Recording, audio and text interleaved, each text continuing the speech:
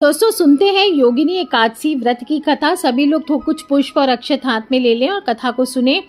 और योगिनी एकादशी का उपवास रखने से समस्त पापों का नाश होता है और इस लोक में भोग और परलोक मुक्ति भी मिलती है। योगिनी एकादशी का व्रत की कथा अवश्य सुननी चाहिए। महाभारत काल की बात है। एक बार धर्मराज युधिष्ठिर ने भगवान श्री कृष्ण से कहा, हे त्रिलोकीनाथ, मैंने जेठ माह के शुक्ल पक्ष की निर्जला एकादशी की कथा सुनी। अब आप कृपा करके आषाढ़ माह के कृष्ण पक्ष की एकादशी की कथा सुनाइए। इस एकादशी का नाम क्या है, महात्म्य क्या है, सो आप मुझे विस्तार पूर्वक बताएं। श्री कृष्ण भगवान कहते हैं, हे पांडु पुत्र, आषाढ़ माह के कृष्ण पक्ष की एकादशी का नाम योगिनी एकादशी है और इसके व्रत से सभी पाप नष्ट हो जाते हैं। यह व्रत इस लोक में भोग तथा परलोक में मुक्ति देने वाला है। हे धर्मराज, यह एकादशी तीनों लोकों में प्रसिद्ध है। इसके व्रत से सभी पाप नष्ट हो जाते हैं। तुम्हें मैं पुराण में कही हुई कथा सुनाता हूँ, ध्यान पूर्वक श्रवण करो। कुबेर नाम का एक राजा अलकापुरी नाम की नगरी में राज्य किया करता था। वह शिव भक्त था। उनका हेममाली नाम का एक यक्ष सेवक था जो पूजा के लिए पुष्प लाया करता था। हेममाली की विशालाक्षी नाम की अति सुंदर स्त्री थी और एक दिन वह मानसरोवर से पुष्प लेकर आया, किंतु काम आसक्त होने के कारण पुष्पों को रखकर अपनी स्त्री के साथ रमण करने लगा। इस भोग विलास में दोपहर हो गई और हेममाली की राह देखते देखते जब राजा कुबेर को दोपहर हो गई तो उसने क्रोध पूर्वक अपने सेवकों को आज्ञा दी कि तुम लोग जाकर पता लगाओ कि हेममाली अभी तक पुष्प लेकर क्यों नहीं आया। जब सेवकों ने उसका पता लगाया तो राजा के पास जाकर बताया, हे राजन, वह हेममाली अपनी स्त्री के साथ रमण कर रहा है। और इस बात को सुनकर कुबेर ने हेममाली को बुलाने की आज्ञा दी।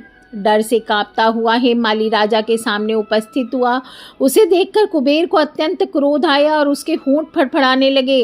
राजा ने कहा, अरे अधम, तूने मेरे परम पूजनीय देवों के देव भगवान शिवजी का अपमान किया है। मैं तुझे श्राप देता हूँ कि तू स्त्री के वियोग में तड़पेगा और मृत्यु लोक में जाकर कोढ़ी जीवन व्यतीत करे।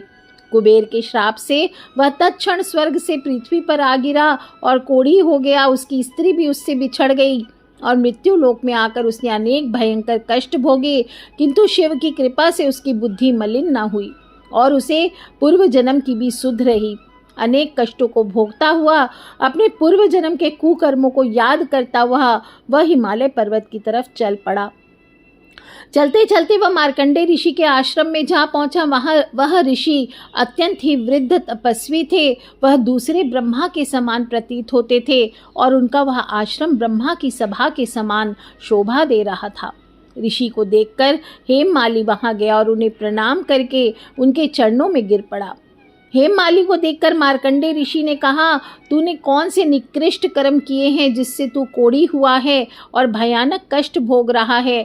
तब महर्षि की बात सुनकर हेममाली बोला, हे मुनि श्रेष्ठ, मैं राजा कुबेर का अनुचर था। मेरा नाम हेममाली है।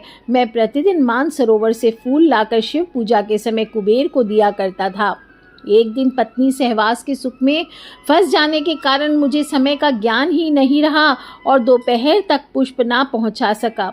तब उन्होंने मुझे श्राप दे दिया कि तू अपनी स्त्री को वियोग और मृत्यु लोक में जाकर कोढ़ी बनकर दुख भोग।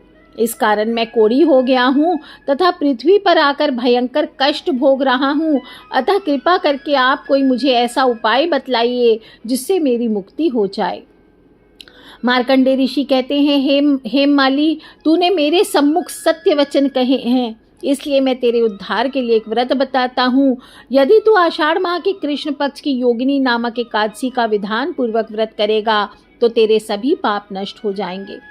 महर्षि के वचन सुनकर हेममाली अति प्रसन्न हुआ और उनके वचनों के अनुसार योगिनी एकादशी का विधान पूर्वक व्रत करने लगा और इस व्रत के प्रभाव से अपने पुराने स्वरूप में आ गया और अपनी स्त्री के साथ सुखपूर्वक रहने लगा।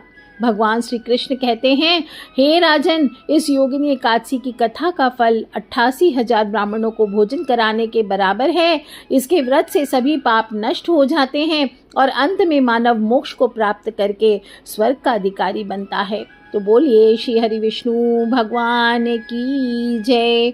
जो पुष्प आपने हाथ में लिए, अक्षत लिए, वो विष्णु भगवान को अर्पित करें और विष्णु भगवान की आरती करें। जय माता दी। बम बम भोलेनाथ की जय। श्री हरि।